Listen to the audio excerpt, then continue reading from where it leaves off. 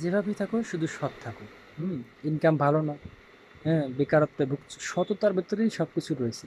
হ্যাঁ, অল্প টাকা বেতনে কাজ করছো, সব মানে ধৈর্য ধরে থাকো, মহান আল্লাহ তাআলা সব কিছু দিয়ে থাকবেন। যদি এই অসৎ মানে উপায় অবলম্বন করো তাহলে সব জায়গায় বাস খেতে থাকবা।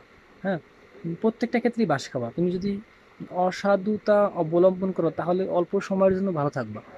দেখা গেল খুবই পচে মানে এই মডার্ন স্টাইলিস্ট চলতে পারবা, ঠিক আছে।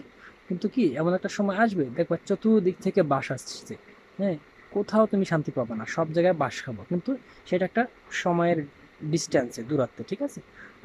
স্বাভাবিক তুমি ভালো থাকবে, কিন্তু যদি তুমি উপায় অবলম্বন করে থাকো, দেশ গঠনে, রাষ্ট্র গঠনে, পরিবার গঠনে সব জায়গা থেকে তুমি সফলতা তাৎক্ষণিক পাবা, কিন্তু এমন একটা সময় আসবে সব জায়গা থেকে বাস খাবা, ঠিক আছে। তাই এই জন্য কি করতে হবে, যেতটুকু পেয়েছো বা আল্লাহ দিয়েছে সেইটুকু নিয়েই সব মানে ধৈর্যের সাথে থাকো। আল্লাহ তাআলা সততার ভিতরেই সবকিছু দিয়ে থাকবেন। যদি অসৎ উপায় অবলম্বন করে থাকো তাহলে সব জায়গায় বাস খাবে।